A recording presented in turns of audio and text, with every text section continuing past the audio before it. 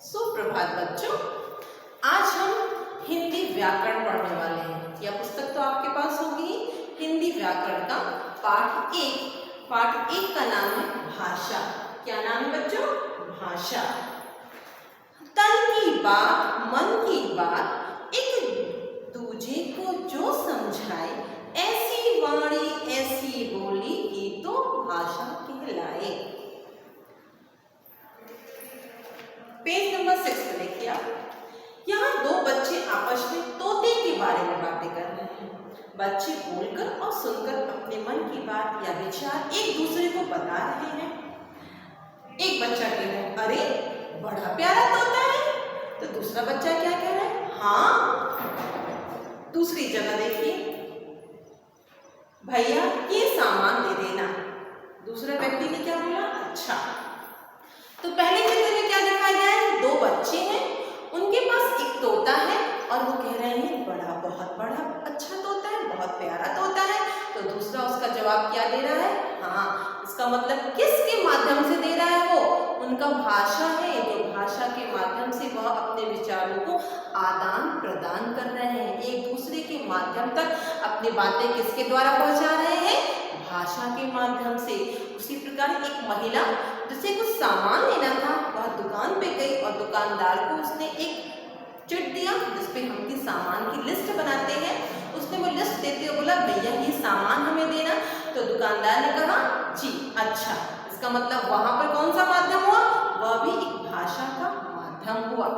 बच्चों, आपको पता है भाषा के द्वारा ही हम अपने विचार, अपनी बातें एक दूसरों तक पहुंचाते हैं। आपको अगर कोई अपने फ्रेंड से काम है, आपको कुछ बात करना है, तो आप क्या करोगे? अपने फ्रेंड को फोन करोगे। और हमारे विचारों का आदान प्रदान किसके द्वारा हो रहा है? भाषा के द्वारा। अगर भाषा नहीं होगी तो हमारी बातों का आदान प्रदान हो सकता है? नहीं हो सकता है। हमारी बातों का आदान प्रदान नहीं हो सकता है। तो भाषा की परिभाषा क्या हुई? बोल सुनकर, लिख पढ़कर मन की बात एक दूसरे को समझाना क्या कहलाता है? भाषा कहलाता है।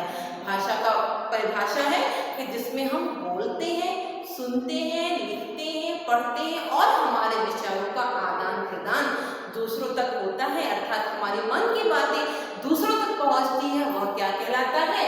भाषा कहलाता है। भाषा के कितने रूप होते हैं? दो रूप होते हैं। कौन कौन सी? लिखित भाषा और मौखिक भाषा। मौखिक भाषा और लिखित भाषा। अभी देखिए पेज नंबर 7। अपने मन की बात एक दूसरे को पहुंचाने के माध्यम के आधार पर भाषा के दो रूप होते हैं। कौन कौन से? मौखिक भाषा।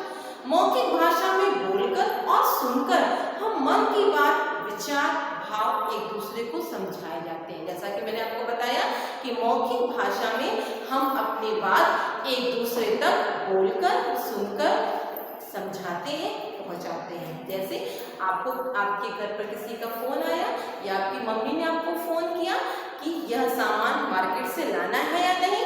आप बोलते हैं हाँ मम्मी मेरा ये सामान लेना, मेरा स्कूल का भी ये सामान ले लेना, मुझे ये नोटबुक चाहिए या मुझे ये टेक्स्ट बुक चाहिए या मुझे पेंसिल चाहिए। तो ये बातों का आदान प्रदान कैसे हो रहा है? भाषा के माध्यम से। अगर ये भाषा नहीं होती तो हम अपने विचारों, हम अपने बात को एक दूसरे तक पहुंचा पाते नहीं। तो हम मम्मी से हम फोन पर इस तरह से बातें कर रहे हैं, तो वो कौन सी भाषा का रूप है? मौखिक भाषा का रूप। हम मौखिक रूप में बोल रहे हैं कि हमें ये सामान चाहिए। ठीक है। लिखित भाषा का रूप। लिखित भाषा में लिखकर और पढ़कर बातों का आदान प्रदान होता है। जैसे आप पुस्तकालय में बैठे हुए हैं, ठीक है, आपको हिंदी की पुस्तक पढ़नी है, ठीक है, तो आप हिंदी की कई सारी, हिंदी व्याकरण पढ़ना है, तो हिंदी व्याकरण क्या होता है? बहुत सारी पुस्तकें हमारे पास तो नहीं उपलब्ध होती, तो हमें उसके लिए क्या करना होता है? हमें उसके लिए पुस्तकालय में जाना पड़ता है। पुस्तकालय में हम अलग अलग पुस्तक लेकर हम किसी एक टॉपिक पर, हम किसी एक विषय पर, हम मान लीजिए हम निबंध लिख रहे हैं, तो बहुत सारी पुस्तकों का हमें सहारा लेना पड़ता है। तो वह क्या हुआ? वह भी एक माध्यम हुआ कि हम लिखित भाषा का माध्यम हुआ कि हम पुस्तक देखकर उसमें से लिखी हुई चीजें पढ़ रहे हैं, समझ रहे हैं और अपने नोटबुक में उतार रहे हैं। तो वह किस भाषा का माध्यम है? वह लिखित भाषा का माध्यम है। दूसरा पत्र पढ़ना। पत्र पढ़ना भी क्या है? लिखित भाषा का माध्यम है।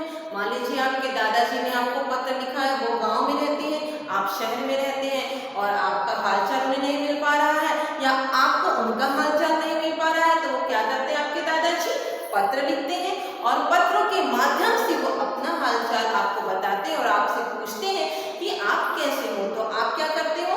पहले के जमाने में, पहले समय में, जैसे जब टेलीफोन नहीं थे, मोबाइल हमारे पास उपलब्ध नहीं थे, तब क्या होता था? पत्रों से ही व्यवहार होता था। लोग पत्रों के माध्यम से ही अपने हालचाल, अपनी जानकारी दूसरों तक पहुंचाते थे। वो तो आज के समय में ये मोबाइल फोन, टेलीफोन, ये सब फैक्स बहुत सारे उपलब्ध हैं, तो आज पत्र की जरूरत नहीं है। परंतु पहले के समय में जब ये सब उपलब्ध नहीं थे उस जमाने में, तो लोग पत्रों के माध्यम से ही अपने विचारों का आदान प्रदान करते थे। और पत्र क्या हुआ? पत्र एक लिखित भाषा का माध्यम हुआ। कभी कभी हम संकेतों द्वारा भी मन की बात दूसरों तक समझाते हैं। कभी कभी ऐसा होता है कि मौखिक लिखित भाषा के माध्यम के अलावा हम संकेत के द्वारा भी अपने मन की बात दूसरों तक पहुंचा सकते हैं। जैसे देखिए, इसमें आपको दिखाई दे रहा है एक रेलवे स्टेशन का है चित्र। इसमें ट्रेन में कुछ बच्चे बैठे हुए हैं और बाहर कुछ पुरुष हैं और उसका बच्चा जा रहा है, वह अपने पापा से बाय कह रहा है। तो बाय हम कैसे कहते हैं? यहाँ संकेतों के माध्यम से करते हैं। हम किसी को बाय करते हैं तो रिटर्न क्या करता है हमें वापस, वो भी हमें बाय करता है। इसका मतलब बाय करना कौन सा माध्यम है? ये सांकेतिक भाषा का माध्यम है कि हम इशारों के द्वारा हम समझते हैं कि हमें वो पहला वाला व्यक्ति हमें बाय कर रहा है, तो हमें वापस क्या करना चाहिए? हमें भी उसे हाथ हिलाकर बाय करना चाहिए। इसी प्रकार से ट्रैफिक सिग्नल हुआ। ट्रैफिक सिग्नल पर भी हम संकेतों के द्वारा हम समझते हैं कि अगर रेड लाइट जली है तो हमें रुकना है और ग्रीन लाइट जली है तो हमें जाने के लिए तैयार होना है। वहाँ संकेतों के माध्यम से ही हम ये समझ जाते हैं कि हमें कब रुकना है, हमें कब चलने के लिए तैयार होना है।